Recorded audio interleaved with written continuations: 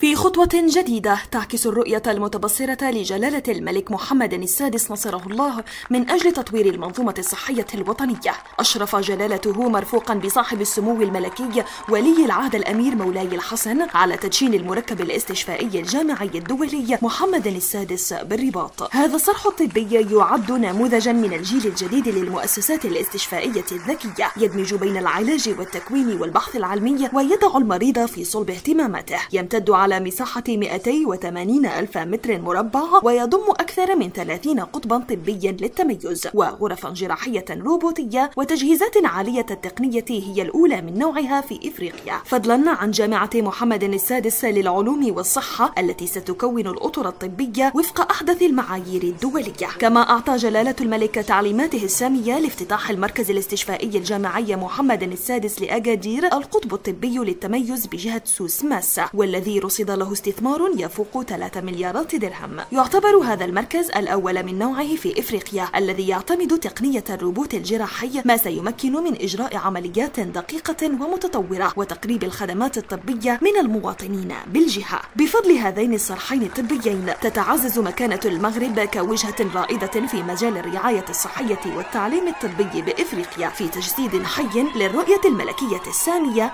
القائمة على العدالة الاجتماعية وتكافؤ الفرص في الولوج إلى العلاج.